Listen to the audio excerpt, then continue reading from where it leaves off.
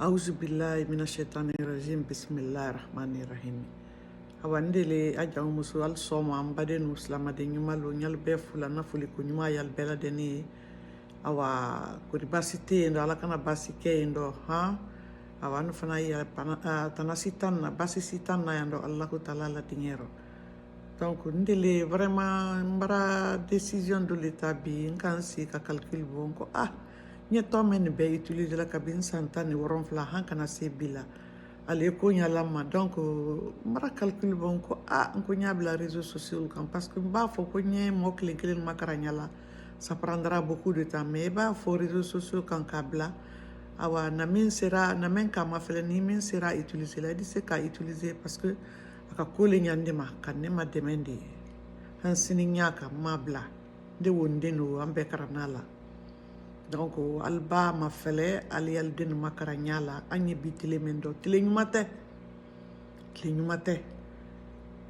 awa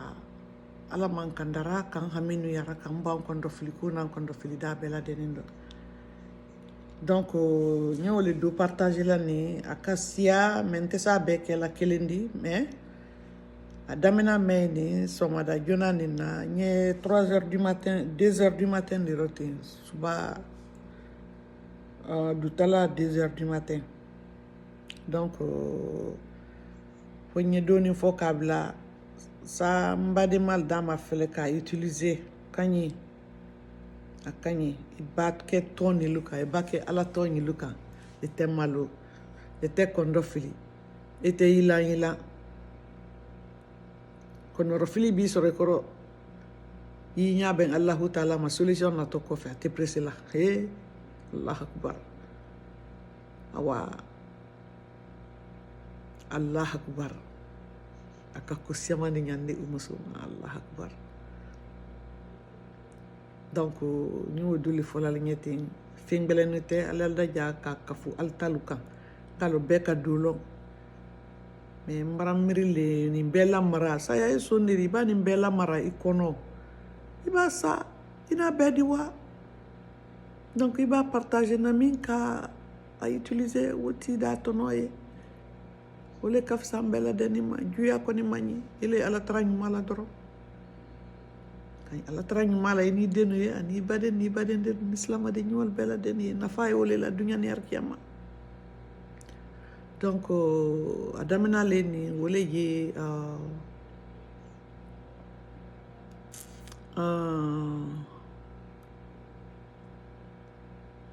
todibi kadamina ikunu wati masuba fe iba kuni binya laka ikoro illa nintura illa diaye yi bolokini la ikunkoro yegulu wala ukran sunya kele ibaba yi sila la fendo yegulu wala ukran sunya kele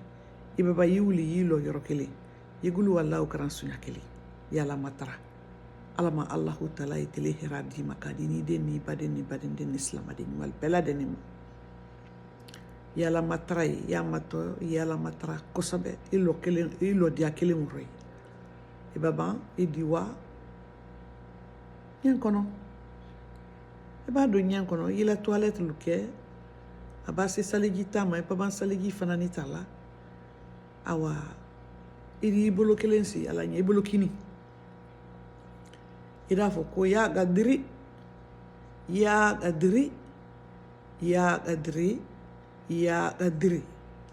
sunyanane ya gadri sunyanane ni yemuru ni dadumane di kana alamatra koju sila momo la kuro kono ile o fodro ya fo alanye momo kamiria juta kalo den ni baden den ma alla ye woti mirialu yele man ka kenyu madi kala sema ala kani ke woti saudi ala kani ke jankaru ju saudi parce que ju kasia ju te arabaden ju kelendi ka fo arabaden den judi ale tewo kelendi c'est un amolu yeye jina kafri yeye damale ka gbele yeye subalu ye Mohamed lanen kula ala le don ka fe nyilu bedan anu arabaden ma dande ala le ka bedan donc an ye nyilu betem anu arabaden no antalu yela ante fo yela iri tambi gina kafri dolatinya e korokoroten adi fadi sibo ta me ta ye me ni ala tolu yi daro ala di tanka alu balawu na lu fitina luma ali ni nabilal denu bela alu yere ya kafu al talu kal kamen lo banka lo be dokela donc ali ya kafu al talu kal kamen lo ali ya kafu akam parce que ndi men kela je vous dis depuis 17 ans ndi ni lu kan kake ala manna kanya ala manna kuri akela kelen romba se we ndi setu la make mais o kado de aha donc e baba wukela e ba wo fo yewas ila arkan sali e baba ila lofla arkan salla suba arkan lofla e baba wo salla ye salam alaykum bla e baba yi wuli lo kelen bara yendo moy men salla iri alamatra dunia kaira bela yorome lo kelen peliwudi mfaka fanyana ko lo kelen peliwudi akan nalle labla ni bela nalu kanu fana na bilala donc depuis ne kal makaranya la hakana se bila ala manna kanyala ala ni kila baraka manna kanyala donc nyafe ale alu hakilisi kosobe ale al tulu malon na kosobe parce que man sale ala di ni mangina ala ko atengini ko ni makanya adu ba ala matra ko ala kini kanya atin itena kanyala ida kele de ida ke fiu donc anya courage ta dunya bara se niveau mendobi se tana brasiaya fitina brasiaya ada baden yo kolu kela lebi alte kosrona akero yere c'est-à-dire abrake kodi komen fany ala litra sa ala damma deme awaka anya bosla kurun kan kamadu sla nyumaluka donc sababu la foka kele lolo il c'est la lonina ma fanandi dokinye o tetana dide mais il est ire men que la télé wole maduni la katami awa do taka afoi tetana de abekani mais itawo yi continue ma soma ani urala anye den labla fanaka lauka e baba lo kelen usalla di idi wuli ka fatia sali ka fatia karan je m'excuse idi fatia karan kuma ka gbele alu ya fama ala nye kelanya idi fatia karan sunya kelen ibaba idi gulu allah karan sunya kelen ibaba idi gulu auzu birabil falaki karan sunya kelen ibaba idi gulu auzu birabil nasi karan sunya kelen idi birin idi lawuli idi sujudu be idi lawuli kisi ibaba idi sujudu be kotuni idi tinto dumaye ye kaira fenfen yinna ala fe ini denunye ye ala matara bela ki tinto duma lawroy ini ala le direct yi tinto dumaye ye mansa ba matara idianan kolla ye mansa ba matara imunan fan kolla ini den ni baden slama de nyumal bela de ninye e kala trai re kelempenya ni den nya de kaslamal to ko ni ya fa e gabe a teria ala tra benya hali ju kalo fakar say jule di ala trani donc ala le mansadi alele nya benin jomma alele kalo men yikono alele kalo yemen fola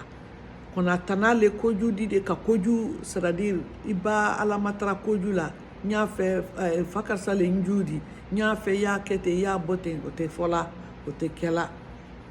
ikase mo ma juman tabulu ma ikana ke mo la juman tabulu ma moda kile la men ile ila ala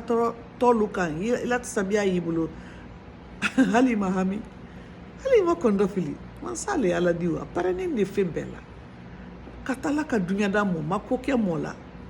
mo te kokela mo la fana iba foi ke dunya ratero ida tono soro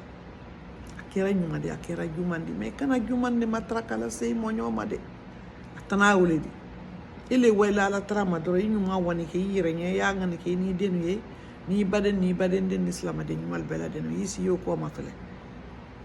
yekela tele de di dunya nyana lumbe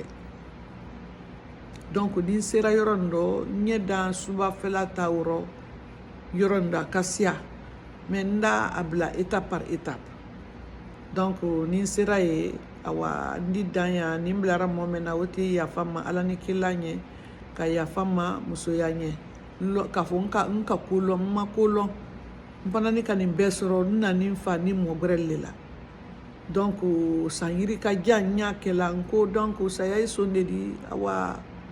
mo di se kanin dolubla réseaux sociaux ka moli a utiliser comme inde ka utiliser nyame ma di ko nyambela denima donc nin sera ya hakitaro sallallahu alaihi wasallam